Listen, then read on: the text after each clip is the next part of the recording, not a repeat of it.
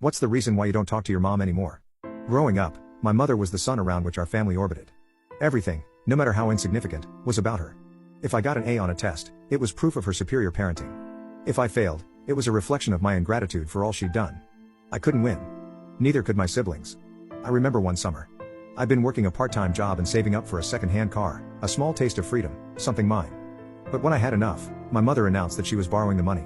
She needed it for a beauty treatment, one of her many attempts to recapture a youth that was slipping away. My protests were met with guilt trips about all she'd sacrificed for us.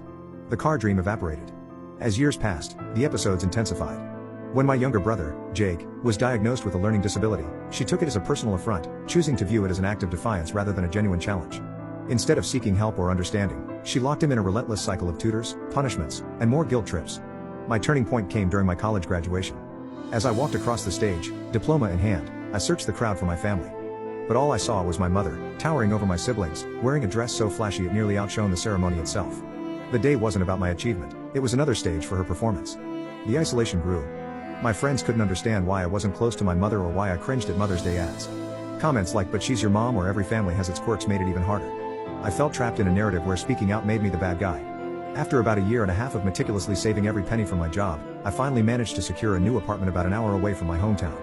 It was a small, unassuming place, nestled in a quiet corner of the city, but most importantly, it was mine. Those plain walls, once an uninspiring backdrop, now felt like formidable barriers safeguarding me from her relentless influence. But as the days turned into weeks, I realized that physical distance wasn't enough. She'd call daily, sometimes multiple times. Her voice, dripping with false sweetness, would always begin with superficial questions about my well-being. But soon, it would devolve into critiques. My choice of neighborhood was questionable. The job that allowed me to pay my bills was beneath me. And my decision to live alone? Clearly, a sign of my rebellion. In an age of social media, she found new ways to invade my space. She'd send me articles about the rising crime rates in my area or news about layoffs in similar industries. And then there were the surprise visits. I'd come home to find her waiting by my door, armed with groceries and unsolicited advice, ready to inspect every nook and cranny of my life.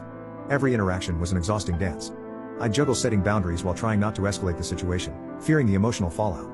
But her tactics were insidious. She'd befriend my neighbors, making herself a regular presence in their lives. It wasn't uncommon for me to learn about my life updates from them, updates I hadn't shared.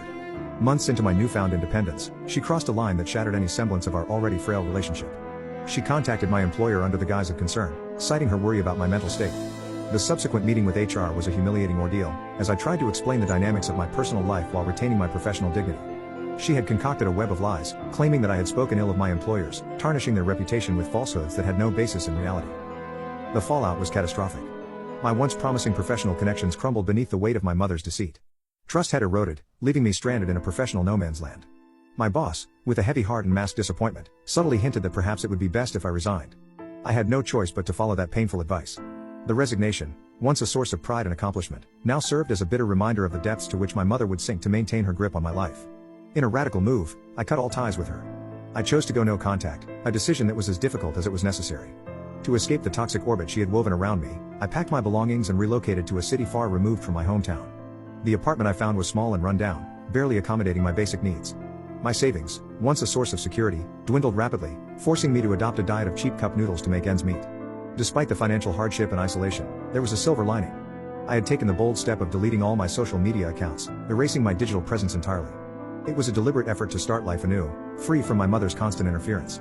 I was broke, struggling to pay the bills, and navigating an unfamiliar city, but I clung to the solace that my mother had not been able to contact or locate me,